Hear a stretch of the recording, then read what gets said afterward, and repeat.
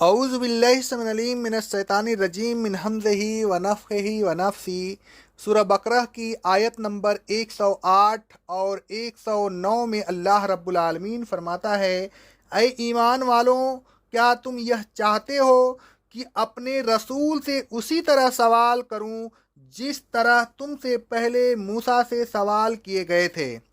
اور کیا جس طرح ان سوال کرنے والوں نے موسیٰ کے جو بات کو کشادہ دلی سے قبول نہ کر کے کفر کا ارتکاب کیا تھا، تم بھی اسی طرح کفر کرنا چاہتے ہو؟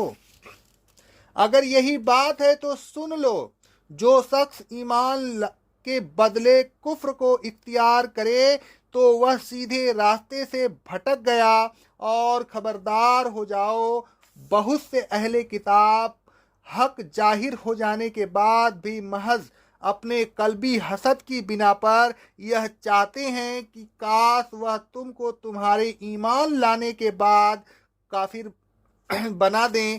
تو اے ایمان والوں، تم ان کی اس بات پر صبر کرو، ان کو معاف کرتے رہو، درگزر کرتے رہو، یہاں تک کہ اللہ تبارک و تعالیٰ اپنا کوئی اور حکم صادر فرمائے۔ بے شک اللہ اگر چاہے تو ان کو نیست و نابود کر سکتا ہے، کیونکہ اللہ ہر چیز پر قادر ہے۔ اہل کتاب موسیٰ علیہ السلام سے بہت سوال کیا کرتے تھے۔ مثلا جب موسیٰ علیہ السلام نے ایک گائے ذبح کرنے کا حکم دیا تو گائے کے متعلق انہوں نے بہت سے سوال کیے۔ ان سوالات کا ذکر اسی سورت کی آیت نمبر 68 تا 71 میں گزر چکا ہے۔ ایک مرتبہ تو انہوں نے حد ہی کر دی، موسیٰ علیہ السلام سے سوال کر بیٹھے۔ اللہ رب العالمین فرماتا ہے سورہ نساء کی آیت نمبر 153 میں، ہمیں اللہ کو کھلم کھلا دکھا دیجئے۔ اللہ تعالیٰ نے یہودیوں کی اس بدخصلت سے مومنین کو بچانے کے لیے فرمایا کہ کیا تم اپنے رسول سے اس طرح سوال کرتے ہو جس طرح یہودی موسیٰ علیہ السلام سے کیا کرتے تھے؟ یعنی تمہیں ایسا نہیں کرنا چاہیے۔ پھر بعد میں اللہ تعالیٰ نے صریح الفاظ میں سوال کرنے کی ممانعت فرما دی۔ سورہ مائدہ کی آیت نمبر 101 اور 102 میں اللہ رب العالمین فرماتا ہے، اے ایمان والوں، ایسی چیزوں کے متعلق جو تم پر ظاہر نہیں کی گئی سوال نہ کیا کرو۔ اگر وہ تم پر ظاہر کر دی جائے تو تم کو بری محسوس ہوگی، اور اگر تم قرآن کے نزول ہونے کے زمانے میں ان کے متعلق پوچھو گے تو تمہارے سوال کے جواب میں انہیں تم پر ظاہر کر دیا جائے گا۔ اللہ تعالیٰ نے ان کے متعلق حکم دینے سے عفو درگزر سے کام لیا ہے، کیونکہ اللہ بہت معاف کرنے والا اور بہت علم والا ہے۔ تم سے پہلے بھی لوگوں نے اس طرح کی باتیں پوچھی تھیں، پھر جب انہیں بتا دی گئی تو عمل نہ کر سکے اور ان کا انکار کر بیٹھے۔ صحیح مسلم کی حدیث ہے، جس چیز سے میں منع کروں اس سے بچا کرو، اور جس چیز کا حکم دوں جہاں تک ہو سکے اس کی تعمیل کیا کرو۔ بے شک تم سے پہلے کی امتوں کو سوال کی کثرت اور انبیاء علیہ السلام سے اختلاف کرنے ہی کے جرم میں تباہ و برباد کیا۔ رسول اللہ صلی اللہ علیہ وسلم فرماتے ہیں، صحیح بخاری کی حدیث ہے، اللہ نے تمہارے لیے قبل کلو کال سوال کی کثرت اور مال کے ضائع کرنے کو ناپسند فرمایا ہے۔ سوال کی ممانعت سختی کے ساتھ کی گئی، یہاں تک کہ رسول اللہ صلی اللہ علیہ وسلم ہم نے فرمایا، صحیح بخاری کی حدیث ہے اور صحیح مسلم کی حدیث ہے، مسلمین میں سب سے بڑا مجرم وہ شخص ہے جو ایسے کام کے متعلق سوال کرے جس کا کرنا حرام نہیں کیا گیا تھا، اس کے پوچھنے کی وجہ سے لوگوں پر حرام کر دیا گیا۔ اس حدیث سے معلوم ہوا کہ جس چیز سے منع نہیں کیا گیا وہ حلال ہے۔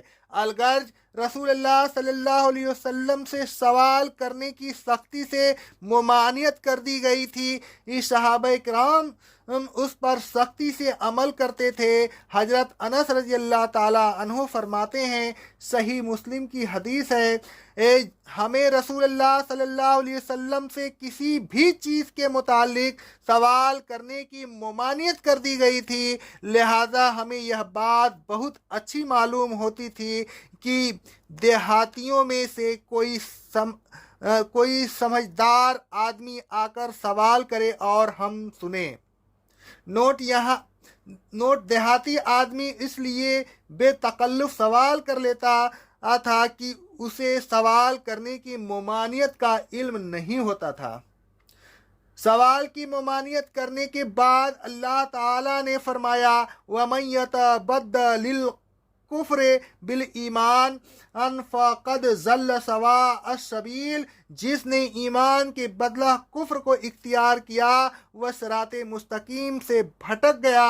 ایمان تو یہ ہے کہ اللہ تعالیٰ کے حکم کی تعمیل کی جائے اور سوال نہ کیا جائے، لیکن جو شخص اس حکم الہی کی تعمیل نہیں کرتا، ممانعت کے باوجود سوال کرتا ہے، تو وہ گویا اس حکم کا انکار کر رہا ہے۔ مزید برآں سوال کے جواب میں کوئی ایسی بات بتا دی جائے جو پوچھنے والے پر بار گزرے اور پھر وہ اس کا انکار کر دے، جس طرح اہل کتاب نے کیا تھا، تو پھر ایمان کہاں رہے گا؟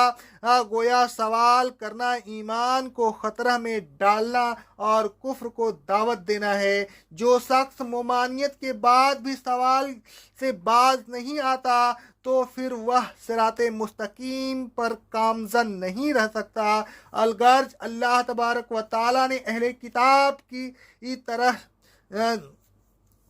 کی طرح سوالات کرنے کی ممانعت فرما دی، پھر فرمایا کہ اہل کتاب کی ایک بہت بڑی تعداد تو یہ چاہتی ہے کہ سوال کی کثرت سے یا کسی اور طرح سے تم کو پھر کفر کی طرف لوٹا دے، حسدا من عند انفسہم، اور ان کی یہ خواہش ان کے دلی حسد کی غماز ہے۔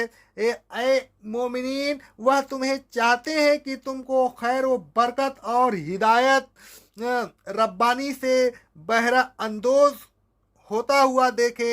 وہ تو یہ چاہتے ہیں کہ جس طرح وہ گمراہی میں مبتلا ہیں تم کو بھی گمراہی میں مبتلا کر دیں، دونوں میں کوئی امتیاز باقی نہ رہے۔ آگے اللہ رب العالمین فرماتا ہے سورہ مائدہ کی آیت نمبر 59 میں، اے رسول صلی اللہ علیہ وسلم کہہ دیجئے کہ اے اہل کتاب، تم ہم میں سوائے اس کے اور کیا برائی دیکھتے ہو کہ ہم اللہ پر، اس کتاب پر جو ہم پر نازل ہوئی اور ان کتابوں پر جو پہلے نازل ہوئی ایمان لائے، اور بے شک تم میں سے اکثر لوگ فاسق ہیں۔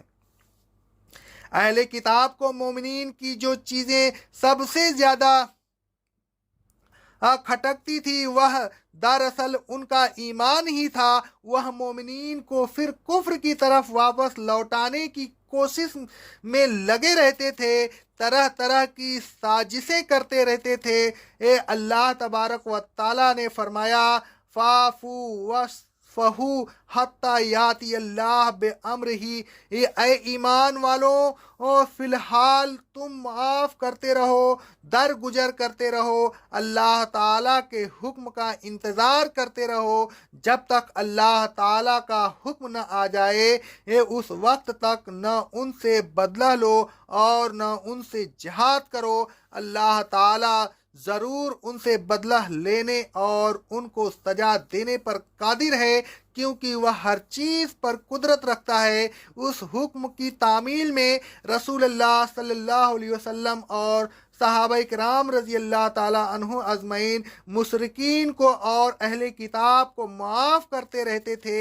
حضرت اسامہ رضی اللہ تعالیٰ عنہ بن زید رضی اللہ تعالیٰ عنہ فرماتے ہیں رسول اللہ صلی اللہ علیہ وسلم اور صحابہ کرام رضی اللہ تعالیٰ عنہ مشرکین اور اہل کتاب کو جیسا کہ اللہ تعالیٰ نے ان کو حکم دیا تھا معاف کرتے رہے تھے اور ان کی اذیت پر صبر کیا کرتے تھے۔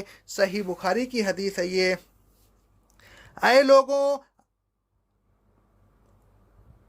دین کامل ہو چکا ہے، حرام و حلال کا فیصلہ ہو چکا ہے، اب نہ کسی کی رائے سے کوئی چیز حرام ہو سکتی ہے اور نہ کسی کی رائے سے کوئی چیز حلال ہو سکتی ہے۔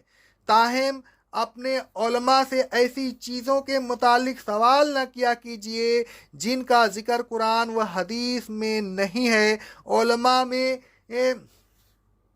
تشائل پیدا ہو گیا ہے، وہ اپنی رائے سے حلال یا حرام کا فتویٰ دے دیتے ہیں۔ آپ ان کے حرام و حلال کو تسلیم تو کر نہیں سکتے، پھر سوال سے کیا فائدہ؟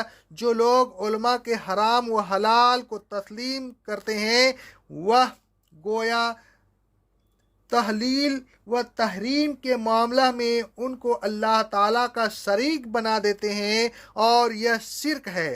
اس سے بچیے اے ایمان والوں، اہل کتاب سے بچیے، ان کی روش سے بچیے، اور آپ کے دشمن ہیں، وہ آپ کو مسلم دیکھنا نہیں چاہتے، لہذا ان سے پوری طرح ہوشیار رہیے۔ اقول قولی ھذا استغفر اللہ استغفر اللہ استغفر اللہ۔